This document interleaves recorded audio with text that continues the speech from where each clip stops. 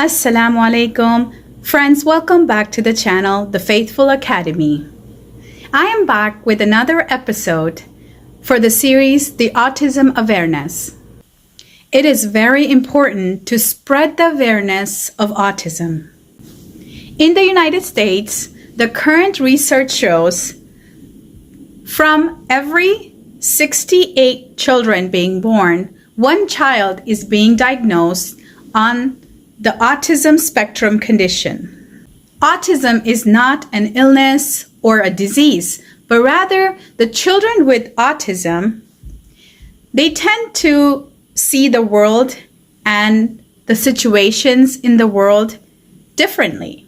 The purpose to spread the awareness of autism is to include this group of individuals in our community. So the more we know what autism is and why it happens and how do the individual with autism looks at the world, what can we do to support this group of individuals with autism, and how can we include them in our community, in our society, in our activities that we do on a daily basis. Today, I will be watching a video from the YouTube channel named Faith IQ, which was streamed 2 years ago. The speaker is Shaykh Omar Suleiman. The title is What is Allah's Wisdom of Having a Disabled Child? So let's get started.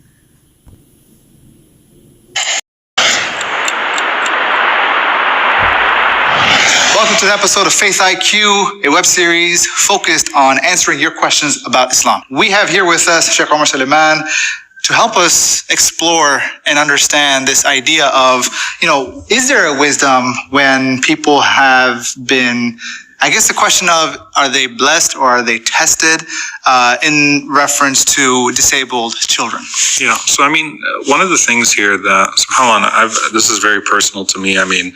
MUHSEN is one of the organizations I founded, Muslims Understanding and Helping Special Education Needs. And you meet parents and there are cycles here, right? So there's when you first have a child and you learn that they're disabled, and it's just, it's crippling, right?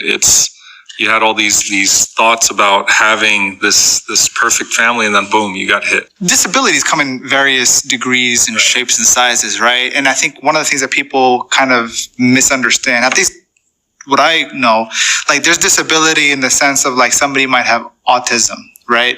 Or if that's even, like, some people might call it like they're not even disabilities. Some people say that they're differences. Right. Differently abled. Differently abled. Yeah. Absolutely. So, and it's true. SubhanAllah. So there are special strengths that each of these child has as well. And if you only look at them with the eye of pity, then you're missing out on really extracting the beauty of that child. Right. So, but I guess the question of like, at what point is it fair to say that a child is disabled? Versus like, so, because there's other things too. Like, for example, let's say a child is born with cerebral palsy. The best thing is not to assign the disability as the identity, right? So there are disabilities, and it's better, and that's why it's best not to box that person in, to stigmatize them only as being disabled. Okay. Right? So and the questioner is asking about wisdom, like this is, so it's hard. So that's the idea that usually when you first have the child and any type of disability shows up, it crushes sort of the imagination, the dream that you had of having a healthy child. And then subhanAllah, what you find is that child, as that child grows, unlocks a certain compassion in the hearts of the parents, and just the parents would not trade that child for anything, right? It becomes such a blessing. And the reality is that it's difficult, it's tough. May Allah help those parents, but they have a person of Jannah with them. Right. They have, Allah is with the sick person. They have someone that's with them all the time. The angels always in their presence, Allah in their presence. And it's hard to come to the wisdom per se, but there's a reward at the end. So the only wisdom here is that Allah always creates with wise purposes, but the reward is assured if a person does right with that situation. Now it's a question of like, are we looking at it? Are we approaching the care of this child because, there's reward in the hereafter.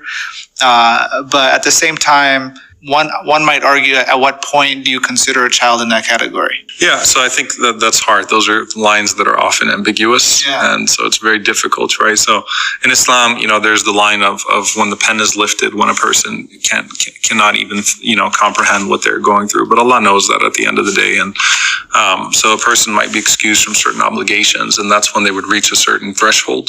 Yeah. But Allah knows the full spectrum and the full scope of what a disability actually is, because a lot of times we're not able to see the full impact of certain disabilities, and sometimes we're not even able to detect a disability at all in time to properly accommodate. What are the spiritual challenges that might come for an individual as a parent when they have a child that might be? So that's why MUHSEN is so important to me, is that we've essentially eliminated these people from the masjids, right? So if you have a child that has a disability, especially if, something that would cause them to make noise or whatever it is, where's their place in the masjids? Right. And so our mandate at MUHSEN was, we got to make all the masjids houses of Allah for all of Allah's servants, no matter who they are, whether they have disabilities or they're the parents of those with disabilities. So like what is MUHSEN trying to do specifically that enables such people to be able to benefit from coming to the masjid? So there's certifications and masjid certification programs. Yeah. And so there are different tiers of that. And so, ideally, you want a place where you want something that's accessible. Obviously, that's very basic, right? Something as simple as wheelchair accessibility. Yeah. Sometimes we don't even have that. Okay. Elevator, sign language, elevator, sign language, interpretation, Jumu'ah spaces, accommodating in Sunday school, special needs within your Sunday school, within your Quran school. Now, how do you do respite programs? What's a respite program? A respite program is where you have special needs providers that would be able to babysit, take care of kids while parents are able, because usually these parents don't get a break. Right. Eid prayer, conventions, conferences. We need to have, we need kind of like the same way that they have daycare for children at these kind of things, at programs. So you have the same thing for people. Support systems, it's emotional support too. Yeah. It starts off with saying, look, we see you and we want to help you through this and help you overcome this. Now, what would you say is the most common scenario? Because there's a diversity of challenge, the kind of conditions that children might be born with, right?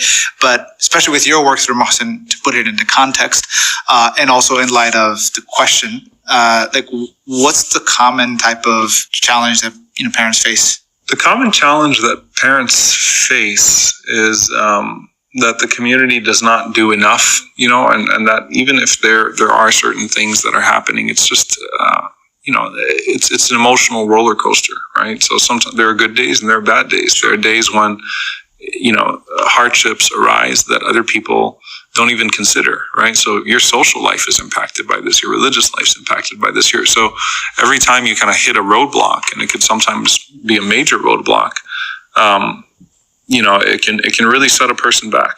Okay. So I want to send my kids off to school, right? Yeah. If the disability is severe enough, if something happens to me, who's going to take care of the kid? Okay. Like there's so many different things that come into mind. We can't go to certain gatherings. We can't go to dinner parties, right? So the minor inconveniences, which are minor, but they're not really minor, right? Because if you have no social life, no ability to go out and socialize, because you always have to be taking care of the kids, that's a serious hindrance. What would you suggest for any parent is facing this, is going through this? What advice would you have for them? Well, one is to become advocates. Okay. Become advocates for their kids and become advocates for families like them. The community needs to be confronted with. What does an advocate look like? What would you suggest that they do specifically? Make sure that their places of worship in their communities are more accommodating to people with special needs and the people that care for those with special needs, and become voices. A lot of families, especially because of stigmas, just suffer in silence. They don't even tell people they have kids that have special, needs, because they don't want to go through the being stigmatized that a lot of people do in certain cultures. So now, what's the kind of a stigmatism?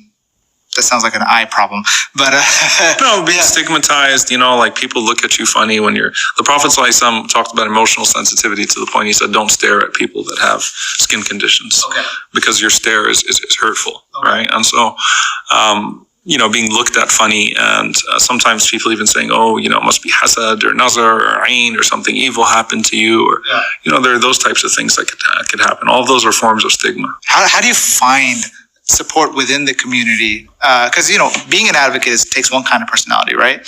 But what if I think the advocate, the thing is that maybe when you say advocate, you're thinking like activist and very... Yeah, that's what I've... I mean, an advocate is someone who even just ushers forth the conversation to some extent, right? It doesn't necessarily have to take a formal capacity. Okay, because it might just very well be that it's not that masajid are deliberately being like, no, we're not going to cater to people who have disabilities and whatnot, but it just might be that they're unaware of considerations that they would need to have for not only just the facility and its design, which would start at the beginning, but whatever situation you're in, but like the programming and the regular things like Jummah and Eid and Salah and what have you.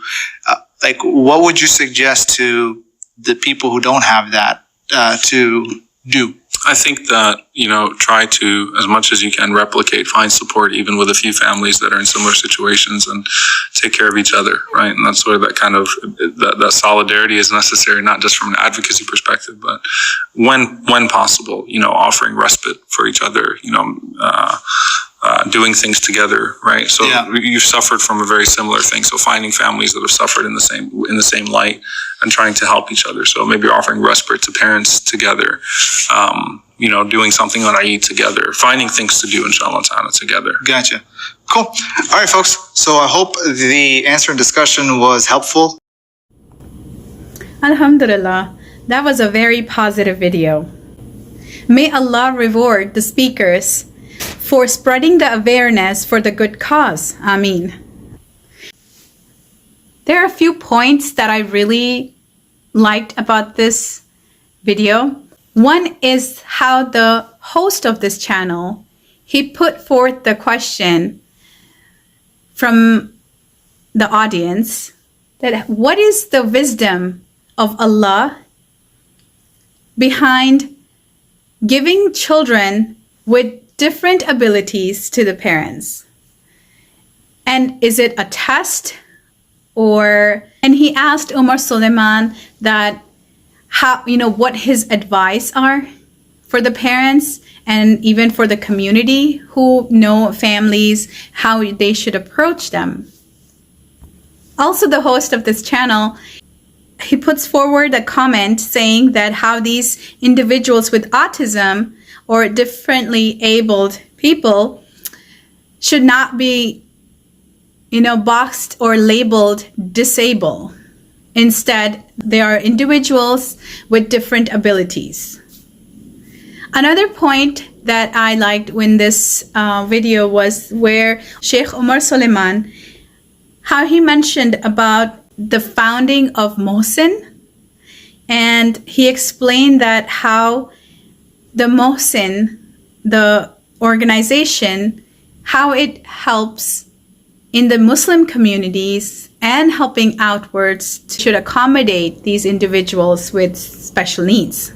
For examples, accommodating families in masjids and in conventions, in gatherings, where there is support available for these parents with the children. I also like the part where the community is being held responsible, and on the other side, the family, and specifically the parents. The advice for the parents is to be the advocates.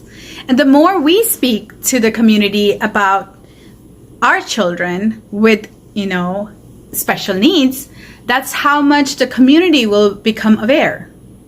If we are embarrassed, shy to accept in the first place, and how would we talk to others about it? The community on the other side has the responsibility to educate themselves more about the special need children so they can understand their point of view and the parents' point of view and include them in their community and their activities. Okay, friends, that's all for today. Please don't forget to subscribe and see you in the next episode. Assalamu alaikum.